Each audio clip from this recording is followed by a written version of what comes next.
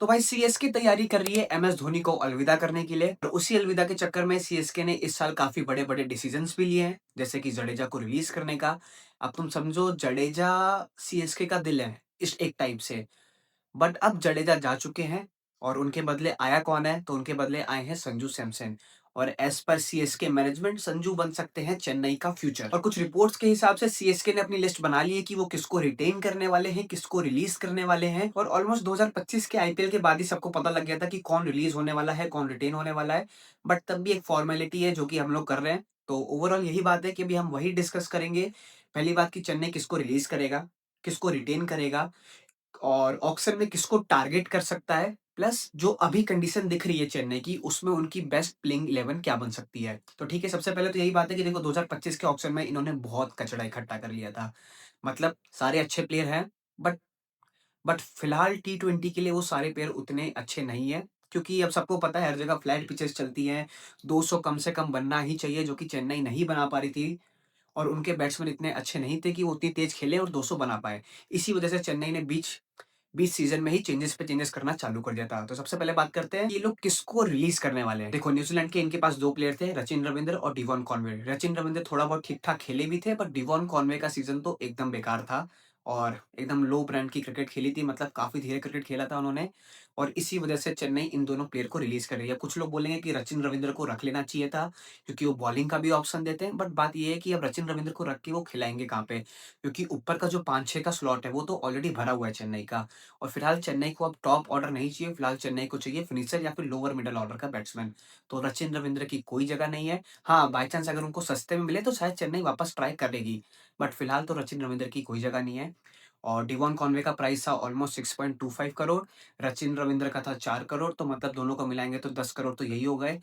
फिर उसके बाद ये लोग पथिराना को रिलीज़ नहीं कर रहे हैं, जो कि ठीक भी डिसीज़न है, क्योंकि पथिराना रिलीज़ करके कोई फ़ायदा नहीं है। इन्होंने 13 या 18 करोड़ में उनको रिटेन किया था, रिलीज़ कर भी देंगे तो ठीक है, 13 या 18 करोड़ रुपए उनके पास तो आ जाएँगे, बट क्या सच में उनको पथिराना जैसा बॉलर ऑक्शन में मिलेगा? तो उसका जवाब है ना, क्योंकि कोई भी ऐसा बड़ा बॉलर आ नहीं रहा है। फिलहाल इन्होंने पथिराना को रिलीज़ नहीं किया, जो कि एक अच्छा डिसीज़न है। फिर उसके बाद इंडियन प्लेयर जिस पे चेन्नई ने काफ़ी ज़्यादा पैसे खर्च किए थे, उनमें सबसे ऊपर आते हैं देखो, एक तो विजय शंकर, फिर आते हैं राहुल त्रिपाठी और दीपक हुड्डा। तो देखो इन तीनों प्लेयर ने कुछ खास परफ़ॉर्म नहीं किया था। ठीक है, विजय शंकर ने एक आधा 50 मारा था, बट बहुत घिसा-पिटा 50 था वो, मतलब कि उस 50 की कोई भी वैल्यू नहीं है आजकल की टी20 क्रिकेट में, ठीक है? तो विजय शंकर का कुछ 1.2 करोड़ का प्राइस था, फिर उसके बाद राहुल त्रिपाठी का 3.4 करोड़ था। अब देखो दीपक हुड्डा का क्या है, उनका अभी कन्फर्म नहीं है कि सीएसके उनको रिलीज़ करेगी या नहीं। तो देखो फिलहाल इन सबको मिला के हो गया 15 करोड़ रुपए इनके पास आ चुके हैं।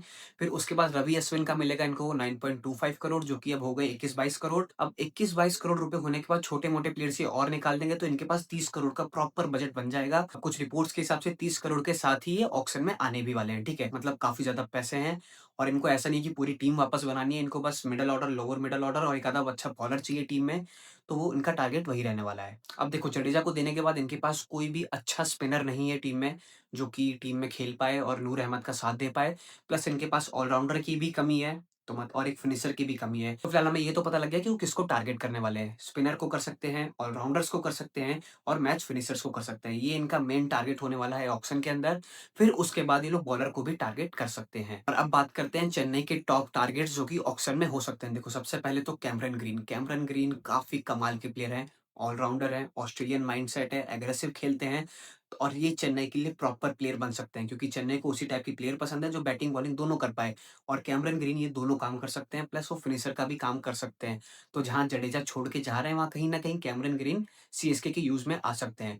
फिर उसके बाद मैक्सवेल भी हैं, मैक्सवेल भाई फिर बॉलिंग का ऑप्शन देते हैं, स्पिन का ऑप्शन देंगे चेन्नई को, प्लस बैटिंग भी कर सकते हैं और शायद चेन्नई इनको एज़ अ फिनिशर भी यूज़ कर सकती है और अगर एज़ अ फिनिशर यूज़ नहीं कर सकती है, तो चौथे, 5वें नंबर पे खिला देगी, ब्रेविस को नीचे कर देगी, दुबे को नीचे कर देगी, तो सेटल हो जाएगा। फिर उसके बाद कुछ रिपोर्ट्स के हिसाब से शायद आरसीबी लिविंगस्टन को रिलीज़ करने वाली है और अगर लिविंगस्टन रिलीज़ होते हैं, तो चेन्नई उनके पीछे भी जा सकती है, क्योंकि भाई वो फिनिशर का काम कर सकते हैं, प्लस एक बॉलिंग का ऑप्शन भी चेन्नई को देंगे, तो लिविंगस्टन के पीछे भी चेन्नई जा सकती है और इसके पूरे चांस है। अब जो फिलहाल इनके पास टीम है, अभी ऑक्शन को छोड़ देते हैं, और जो इनके पास फिलहाल टीम है उसका प्लेइंग 11 बना के देखते हैं। तो सबसे पहले देखो आयुष मात्रे के साथ संजू सैमसन, ऊपर के 2 सॉर्टेड, 3 नंबर पे ऋतुराज गायकवाड़, पिछले सीज़न में भी वो 3 नंबर पे ही खेल रहे थे। फिर चौथे नंबर पे ये लोग उर्विल पटेल को खिला सकते हैं, 5वें पे ब्रेविस को खिला सकते हैं, छठे नंबर पे दुबे को खिला सकते हैं। ऊपर के 6 एकदम सॉलिड हो गए, एकदम सॉर्टेड हो गए। ऊपर के 6 में एग्रेसिव बैटिंग वाले भी हो गए, इनिंग को एंकर करने के लिए ऋतुराज गायकवाड़ भी हो गए। फिर दुबे भी ऐसा नहीं कि आते ही बल्ला घुमाते हैं, वो भी रुक के खेल लेते हैं। और तो ओवरऑल ऊपर के 6 एकदम एग्रेसिव और सॉर्टेड बैट्समैन हो गए, जिसमें से इनको दुबे एज़ अ बॉलर भी हेल्प कर सकते हैं।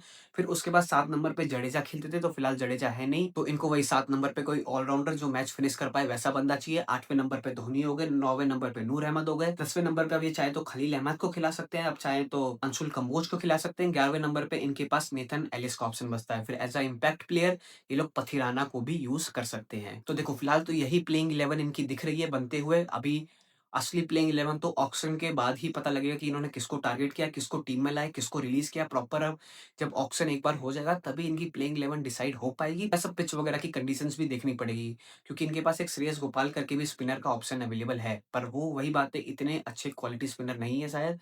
तो अब देखते हैं क्या होगा। वेल आपको वीडियो कैसी लगी मुझे कमेंट से बताना, और मुझे ये भी बताना कि सीएसके किसको टारगेट करेगी।